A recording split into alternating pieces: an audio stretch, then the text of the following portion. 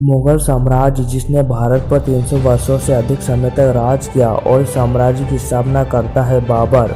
बाबर ही पानीपत की पहली लड़ाई 1526 में इब्राहिम लोदी के साथ लड़ता है और बाबर 1507 ईस्वी में बादशाह की उपाधि धारण करता है। बाबर का संबंध दो शाही परिवार से था, चंगेज खान और तैमूर। स्वागत है आपका नॉलेज 56 पर। आज हम जानेंगे बाबर के बारे में, जिसने मुगल साम्राज्य की स्थापना की।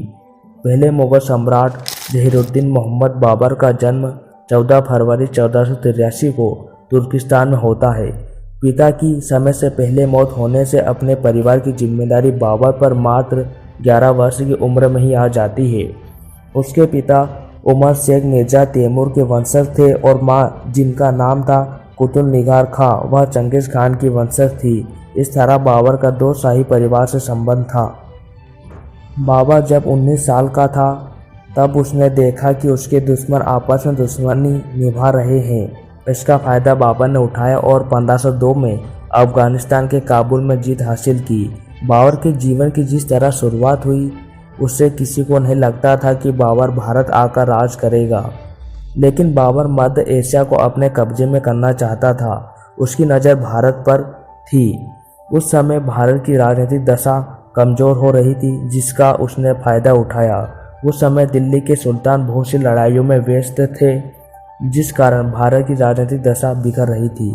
दिल्ली के सुल्तान इब्राहिम लोदी के जो चाचा थे आलम खान, उन्हें बाबर की बहादुरी बहुत पसंद आ रही थी और वह इब्राहिम के काम से खुश नहीं थे।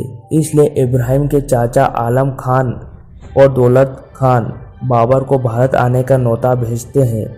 बाबर ने उनके न्योते को खुशी से स्वीकार किया, क्योंकि बाबर की नज़र पहले से ही दिल्ली सल्तनत पर थी। इसलिए वह यह मौका गंवाना नहीं चाहता था।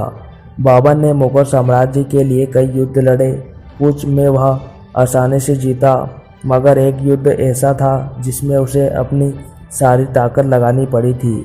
आलम खान और दौलत खान ने बाबर को पानीपत की लड़ाई के लिए बुलाया था। बाबर ने लड़ाई में जाने से पहले 4 बार पूरी जांच की थी। मेवाड़ के राजा राणा सांगा ने भी बाबर को इब्राहिम लोदी के खिलाफ खड़े होने के लिए बोला, क्योंकि राणा जी की इब्राहिम के साथ पुरानी नाराजगी थी। फिर बाबर ने पानीपत में इब्राहिम लोदी को युद्ध के लिए ललकारा। अप्रैल 1526 में बाबर पानीपत की लड़ाई जीत गया। अपने को हारता देख इस युद्ध में इब्राहिम लोदी ने खुद को मार डाला। सबको ये लगा था कि बाबर इस लड़ाई के बाद भारत छोड़ देगा, लेकिन इसका उल्टा हुआ। बाबर ने भारत में ही अपना साम्राज्य फैलाने की ठान ली। भारत के इतिहास में बाबर की जीत पानीपत की पहली जीत कहलाती है। इसे दिल्ली की भी जीत माना गया। यह मुगलों के लिए भी बहुत बड़ी जीत साबित हुई। पानीपत की जीत के बाद भी बाबर की स्थिति भारत में मजबूत नहीं थी और फिर बाबर और राणा सांगा के बीच में युद्ध होता है खानवा का। 17 मार्च 1527 में खानवा में दो विशाल सेना एक दूसरे से टकरा गई। राजपूतों के पास भारी संख्या में ताकत थी, लेकिन बाबर की सेना के पास नए उपकरण थे। इस कारण इस युद्ध में जीत होती है बाबर की। इस युद्ध के अलावा उसने चंद्री का युद्ध 1528 और घाघरा की लड़ाई भी लड़ी। सब युद्धों में जीत होती है बाबर की। 1530 में बाबर की मौत किसी बीमारी की वजह से हुई थी। बाबर का अंतिम संस्कार अफगानिस्तान में हुआ था। बाबर की मौत के बाद उसके बड़े बेटे हुमायूं को मुगल साम्राज्य का उत्तराधिकारी बनाया गया। बाबर ने अपनी आत्मकथा बाबरनामे की रचना की थी। तो आज की वीडियो में इतना ही। मिलते हैं अगले वीडियो में। धन्यवाद।